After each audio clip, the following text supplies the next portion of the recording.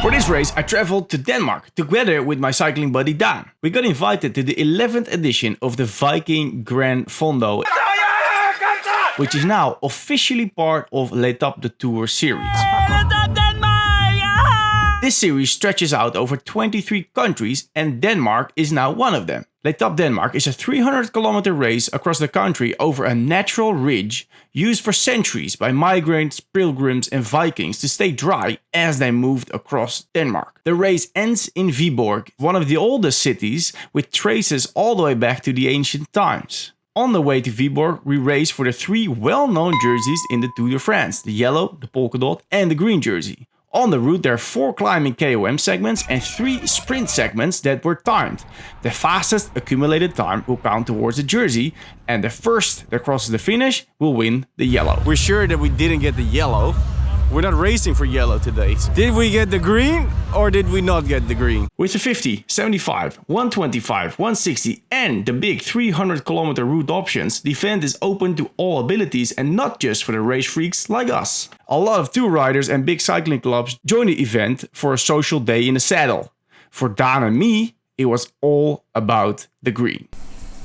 Good morning. It's 10 past 5 in the morning. We're racing 300 kilometers across Denmark today. L'Étape de Tour from Flensburg, which is the border with Germany, to Viborg, which is pretty much over halfway up the country. Looking tight, looking fast, bro. Yeah, I'm bending over. It's like not that arrow anymore. We both have a bit of an issue, or kind of the problem is the distance and the time we're going to be riding today is so long that the amount of food that we need, it doesn't really fit in your jersey pockets. 9 packs of Martin 320 and 8 gels. It's a race, so we always take all our food from the start because we usually don't stop at the feed zone. That means then now we have to take for 10 hours, but that's just too much. So we have to sort of compromise between bringing enough for a lot of hours and then taking extra from the feed zones and not being too stuffed in our clothing. So. I've got 4 gels in this pocket, 3 gels in this pocket because also my phone needs to go in here. And then 4 packs of Martin in the middle pocket. Prep in the morning consists mostly of getting food in straight after you wake up. Maybe some coffee, go to the toilet and then get in your race kit and go to the start line. The start is at 7 o'clock. Last night we already prepared our bikes. I've got my camera on the bike, my number is on the bike. We'll just test our tire pressure and that's it. I've got brand new tires and wheels. I installed the Lun Mega wheel set 2 days ago and did my first ride on it yesterday.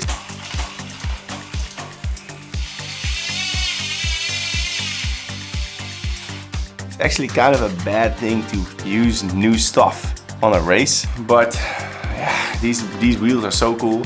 I really wanted to ride them and they're higher than the standard wheels in the ultralight, so they're gonna make me a bit faster today because we have quite a bit of wind. It's a long race and it's pretty flat.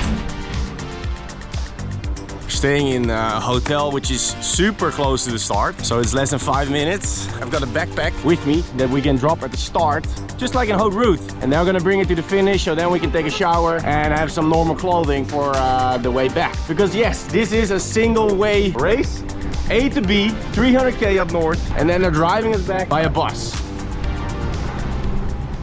This is the starting point. Really chill atmosphere here. You can grab a coffee in the morning, get your bike ready. We're gonna drop our stuff and then vamos. Vikings! L'Étape Denmark! Mascot! 2 minutes to start the race. We're in the front box, first row. In this race, we started in groups of 50 riders. We were in the first group of 50, so the first out on the course. At least for the first 150 kilometers before we would fuse with the 160k route. The goal for Daan and me was to win the green jersey. Only 3 short segments, full gas. The climber jersey wasn't really our specialty and the yellow jersey wasn't really on our minds either, as we didn't want to be so stressed out about racing the clock the entire day. And since it would be impossible to know if there would be a faster rider behind us in one of the subsequent groups, we just didn't want to do it. The first hour was pretty chill. I talked to a few riders and I tried to figure out who was gonna be fast and who's not. As we were racing for the sprint segments, I was just acting like a sprinter pure sang and stay in the back of the group to save energy.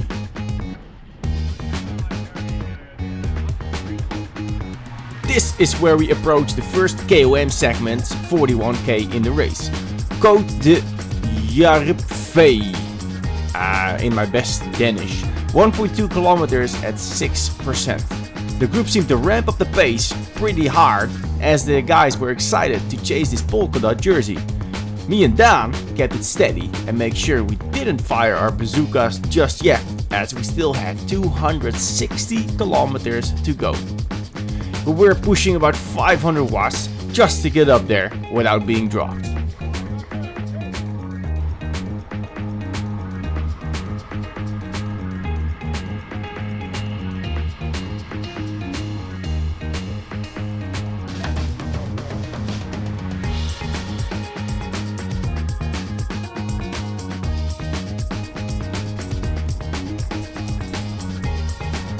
Just passed the first feed zone, 62k in the race, 1 hour 50 minutes. So far it's going pretty easy. Just did that one KOM section 20k ago. Just rolled up with the rest, not doing anything crazy. 25k from now we'll prepare for that first sprint segment. On to the first sprint segment. This is what we came here for. Daan was going to lead me out onto these segments. By working together, we would have the best chance to win. The sprints were timed, so it wasn't about who got there first, but who goes the fastest over the few 100-meter segment. There was a sign that the sprint was coming up, but we didn't see any timing gate and we got hit by these crazy cobbles.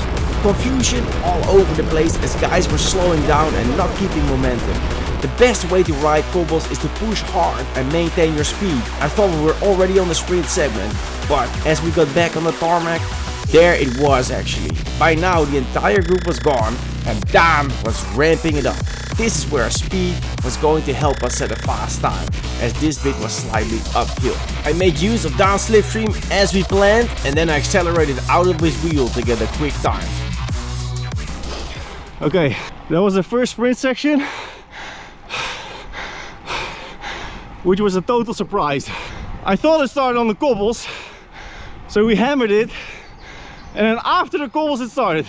After the sprint we had 80 kilometers to ride to the next KOM at the 174 kilometer mark. We took a quick stop at the feed zone inside this ice skating area to fill up our water bottles. And this is where it got interesting. As Daan went for a pee break, a few riders were already leaving, and I actually thought that a few left without us. We did our best to catch back up and we got into a pretty large group, but I had the feeling that there were a few riders missing and I thought they went off the road. Since we're not focused on the yellow jersey today, it was alright.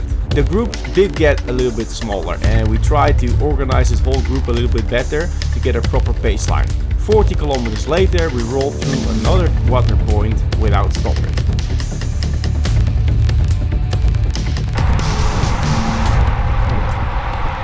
$150k, 4 hours, 12 minutes. At this pace, we're gonna finish within 8.5 hours. So that's actually really nice. Just went through the feed zone really quick, so no chance to fill up the bottles. I still have half a bottle for the next 30k, so it's not super warm, so I think I can stretch it.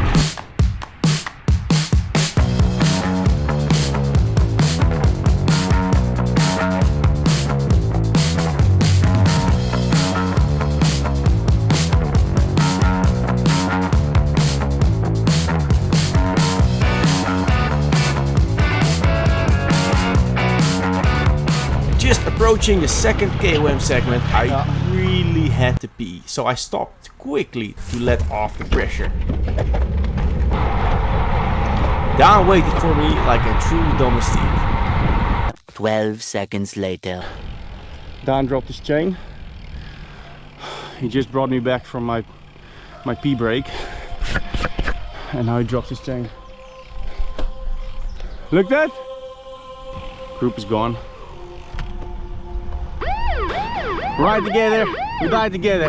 Bad boys for life.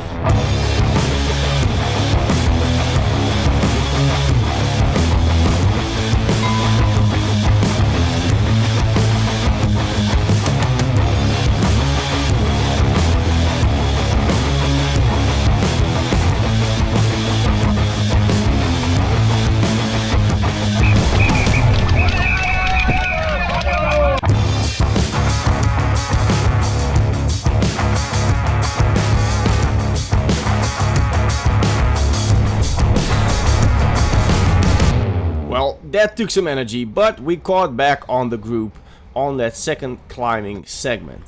It was time for another water fill at 184 kilometers. Jasper! Hey man. You okay? Super quick stop at the free zone. 184k. Everybody, see you. Everybody stopped for a really quick refill for water, and now we're continuing. So I only took the time to fill up my water, but I still had to put in the carb mix. I do this more often in races, where I either put in the powder before the stop or after, like now. It just saves that extra little bit of time. Catching back up on the downhill went easy, and the terrain started to get more hilly as we got further into the race. In between all these segments, there's still a few other little climbs. I mean, most of the route is flat, but we're definitely going up now. 197k in the ride, 5.5 hours. Hey, average speed is pretty decent. How are you doing, good? Ooh, yeah. I feel the legs. Have you had that mustache forever or not? Oh, probably 8 years. Probably born with it. Yeah. Straight out the womb.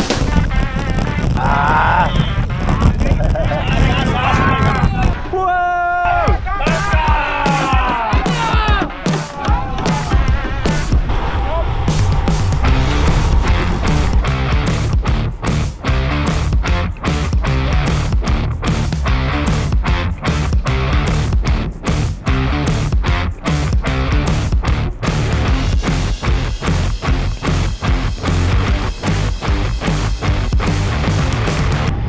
Got 85k to go. Seems like the group is getting a bit tired. A lot of guys are not pulling through anymore. 12k to the next sprint, and then we'll see it from there. What I meant to say was, maybe it's time to put the hammer down and drop a few more guys. But first we had to pull off another sprint. Daan, we can also call him the Brommer, was at the front again, making sure the pace was high. Most other riders were already dropping out of our wheels before we even started the sprint. As we didn't know what exactly was coming up, we just kept the pace high to be ready. The sprint was quite difficult this time, since it had a sharp corner right in front of the sprint, so it looked a little bit like a criterium sprint, short and technical.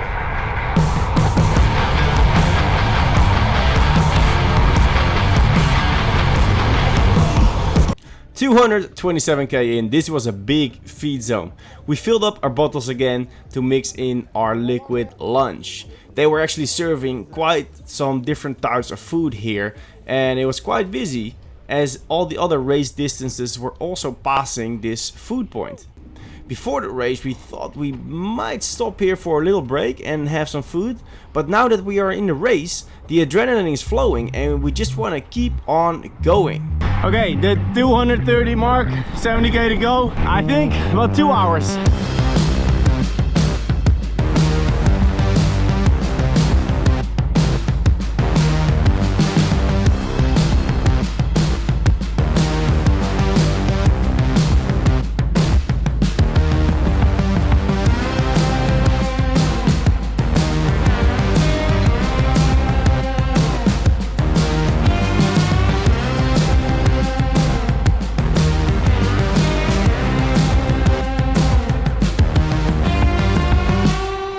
Before the official third KOM segment, there was another climb of similar difficulty, where Daan and I gave it a good push. We rode away on the climb and kept it up for a bit over the top to see what the group had left.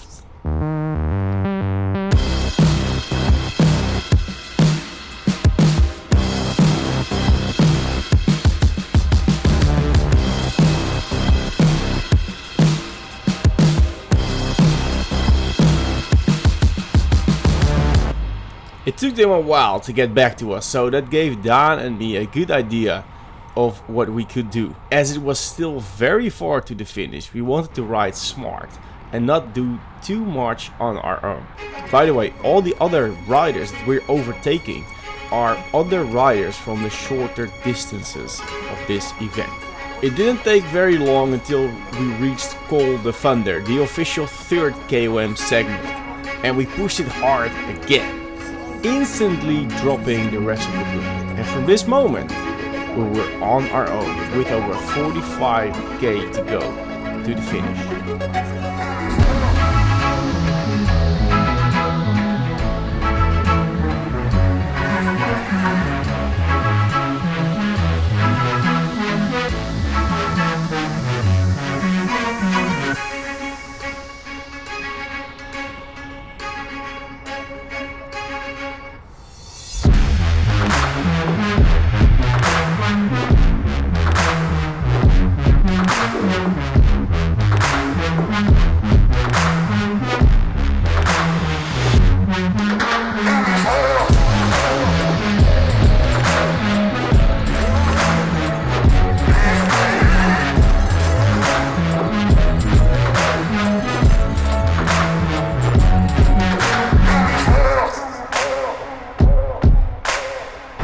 Minutes ago, we thought it was a good idea to attack and race hard towards the finish. In hindsight, it's a really long day. 20k to go. Since we dropped the rest of the pack, we're now in chase mode to the guys we thought were still ahead of us. Maybe we could still catch back up on them and win the yellow after all. The 280 kilometers we already had in our legs became painfully apparent in this breakaway move, putting in some big efforts.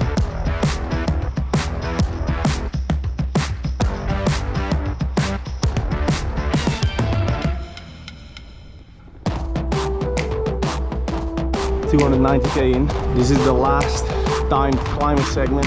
I don't have much left, so taking it real easy on this one. Try to squeeze the sponge on the finish line.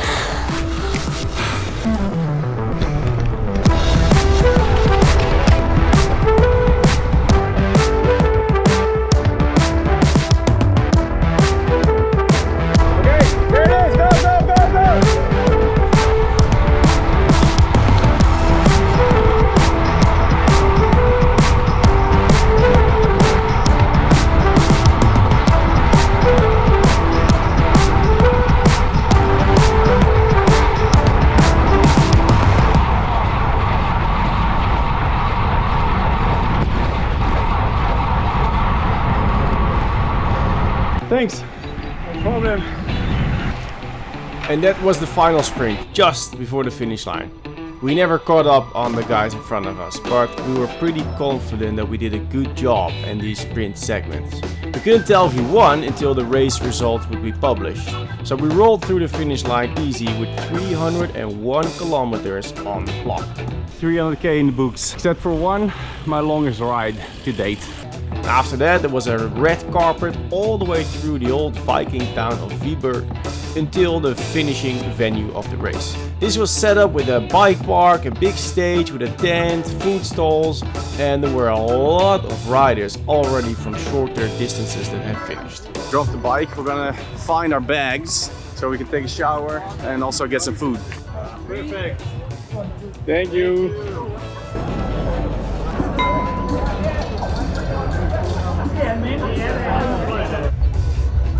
The anticipation is getting bigger and bigger. Did we get the green or did we not get the green? I mean, we're sure that we didn't get the yellow. We're not racing for yellow today, so...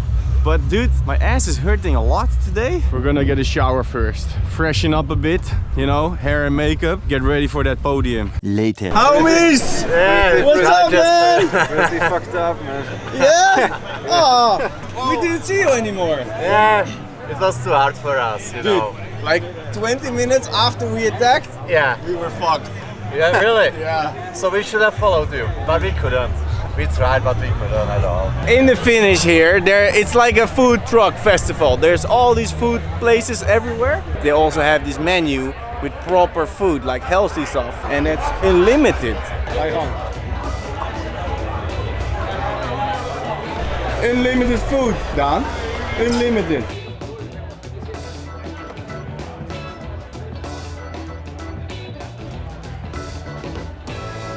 Daan. What did you find out? We're discussing the race. We are checking it out on a website. It turns out 1 and 2 today. What? I don't know if it's the official result, but I think we have to go to the podium. Me and Daan finished first and second with the same time. But this guy rolled across the finish first, so he's got it. We thought there was guys in front of us the whole time. Oh. So this guy was in front of me all day. But he wasn't. But he wasn't. That last 50 Ks, I was so cooked. Like I thought I was gonna faint. And then on the last climb, my saddle snapped off. No. So I rode the last 11 Ks out of the saddle, and it's just. What? Like you do this every freaking day, man.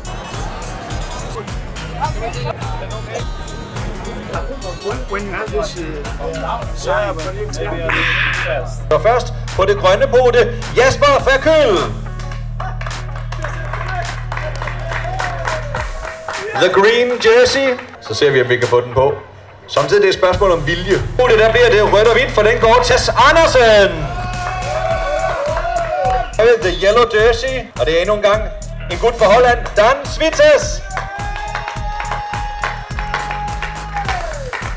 300 km fra Flensborg til Viborg. Her har vi altså den samlede vinder for de 300 km.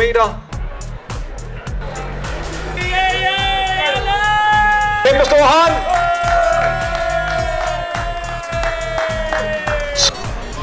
And that's how it goes.